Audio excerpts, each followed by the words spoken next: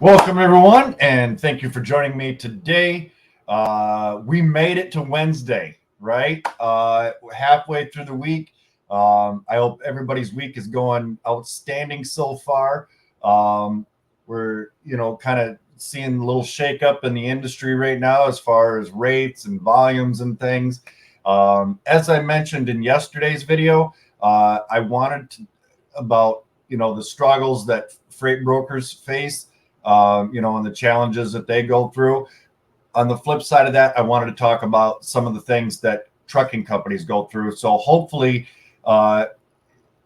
this video will bring a little bit more insight to some of you freight brokers who are trying to build relationships and things, and help you, kind of, I don't know, grow, right, and understand what they go through as carriers, drivers.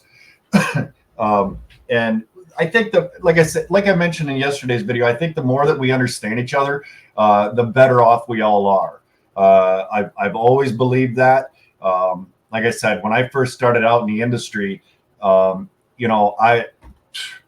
was I was so green. Like man, I'll tell you what. But I also had a couple of brokers and a couple of carriers who kind of had mercy on me and helped point me in the right direction after I went through my training so many years ago.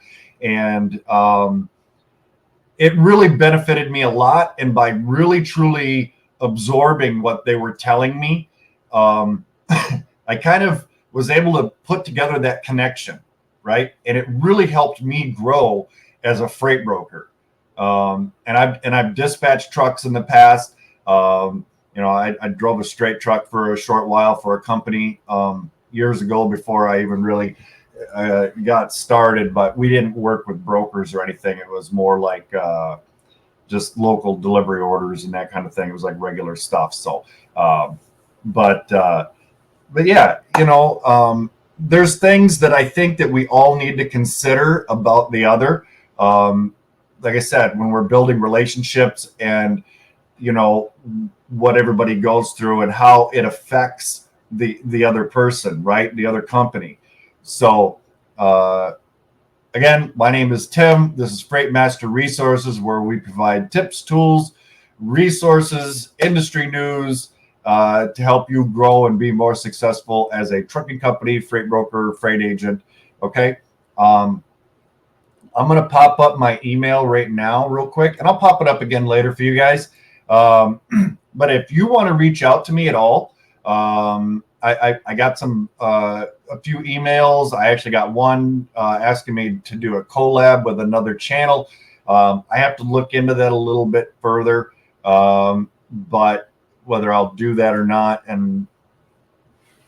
But anywho, if you have any ideas, anything that you want to share, if you'd like to join the show one day, we can absolutely do that. We can do a live, do a pre-recorded, shoot me an email. And as always, I love to see everybody's comments and down below.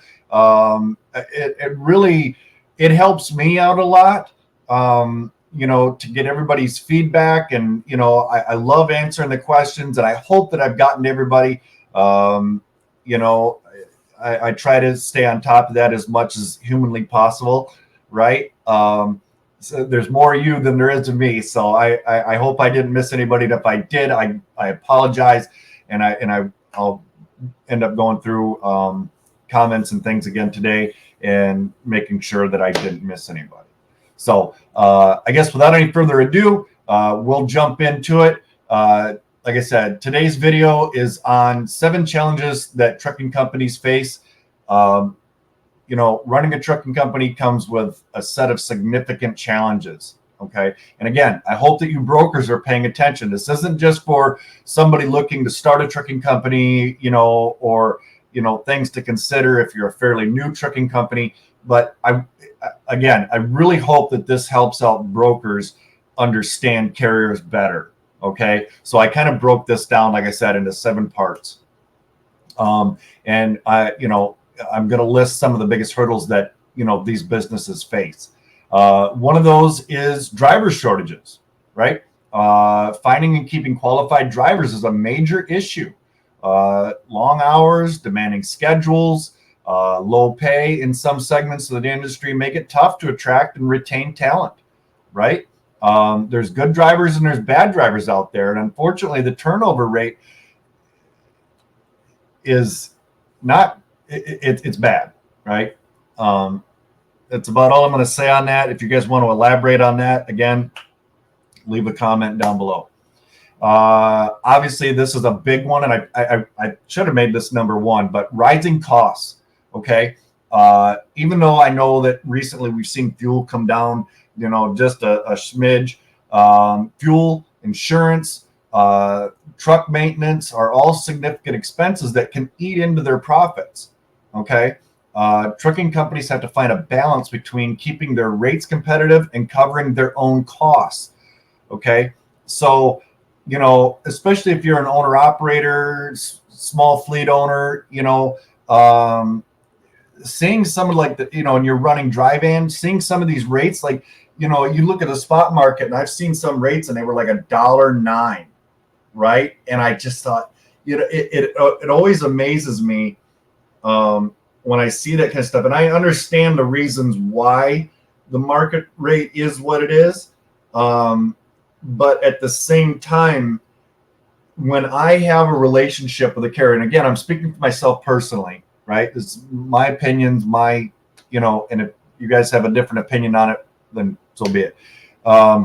But if a customer sends me a load on a lane like that, using my example of $1.09, I'm not quoting that load to my customer according to what that market rate says, right? And I don't care if they're working with, you know, 3 other brokers.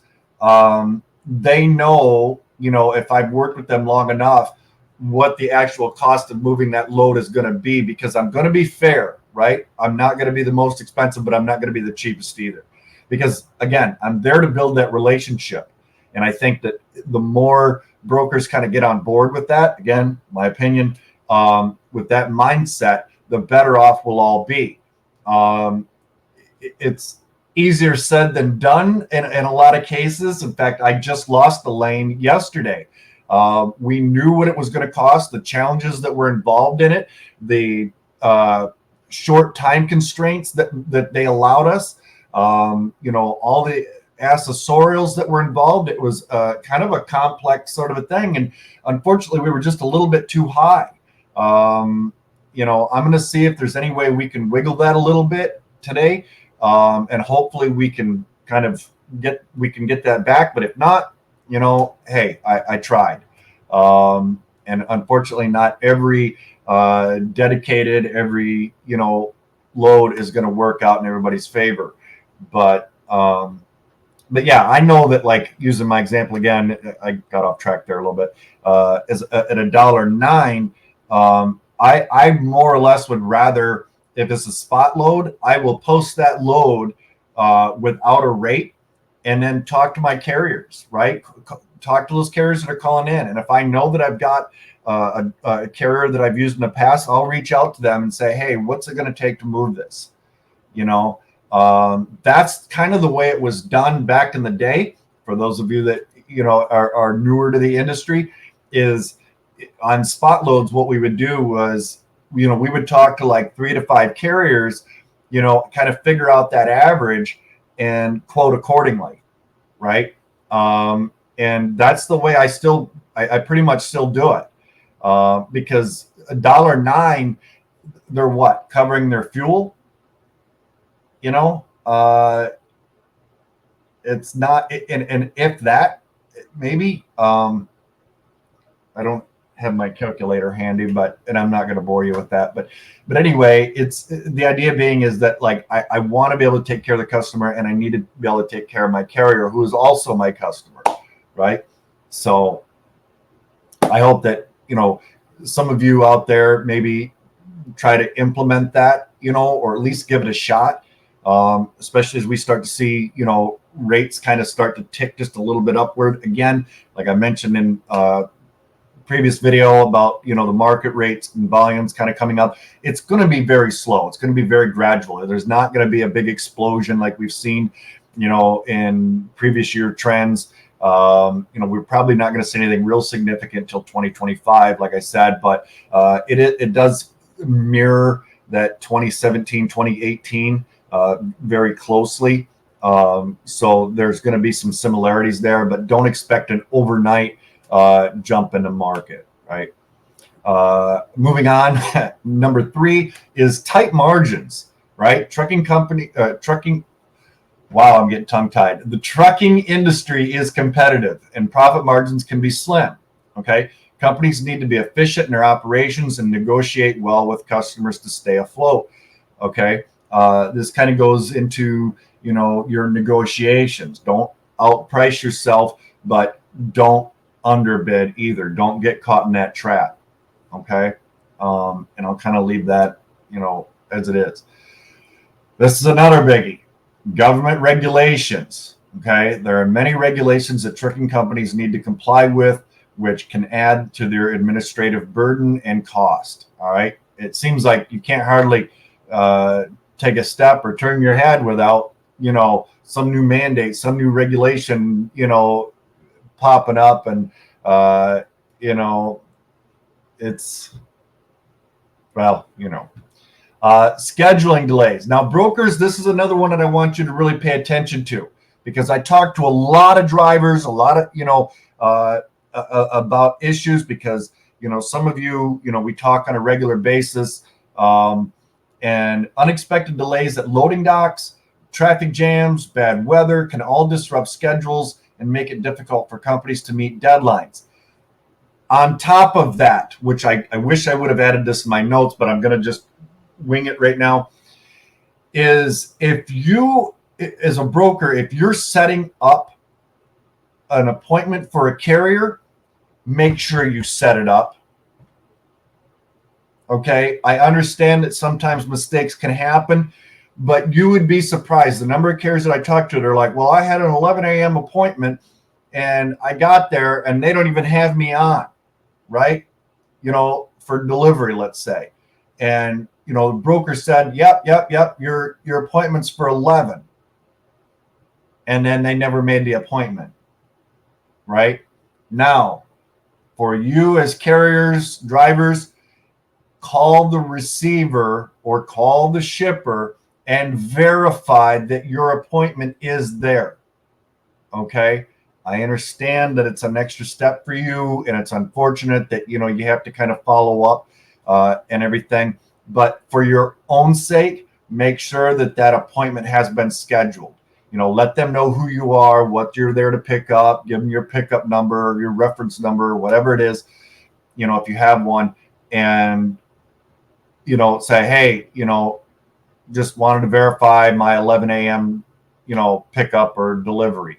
Okay. Because it's going to save you a lot of headaches down the road, especially if you're, say, just hypothetically picking up on the West Coast, let's say LA to Tampa, right? And then you wait till you get to Tampa and then you don't have a delivery appointment. You had all that time. It's one phone call, right?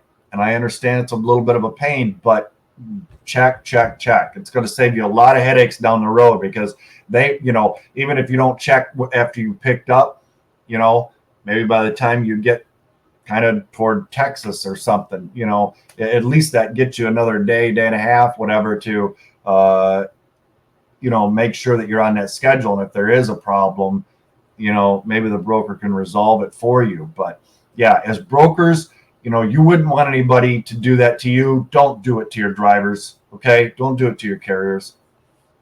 Because it really affects their bottom line. They might have already scheduled another pickup in Tampa, right? Using my example, for let's say a 2 p.m. pickup that day. Well, now they just lost that load.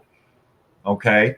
It might not affect you personally, but if roles, on the other side of that coin, if roles were reversed, you wouldn't want somebody messing with your income, right? You've got bills to pay. You've got a family to support. So don't do it to your carriers. All right. I'll quit preaching on that. Number 6 is finding parking. Okay. I haven't really heard a lot about this, but I have in years past. Truck parking can be a problem, especially in crowded areas. This can lead to wasted time and frustration for drivers. There's times we've had, drivers do like a late pickup. He knew he only had maybe 3 hours left on his clock after he got loaded. We knew that ahead of time.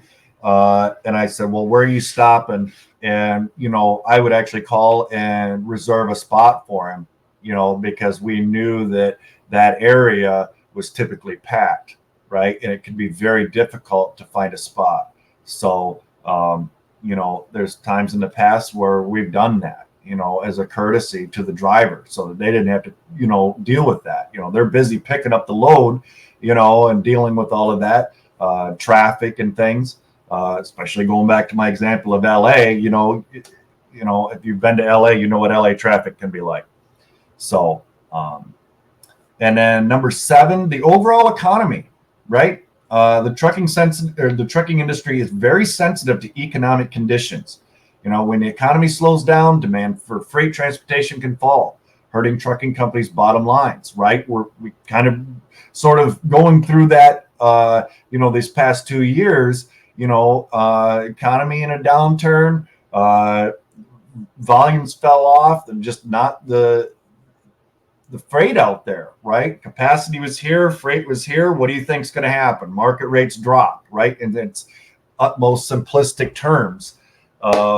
So yeah, I hope that those 7 examples, and if you guys have something that you'd like to add to that, whether you're a broker or a carrier, I'd really love to hear from carriers, but even from some of you brokers, maybe, you were a driver or a trucking owner, and now you're a broker or an agent or something.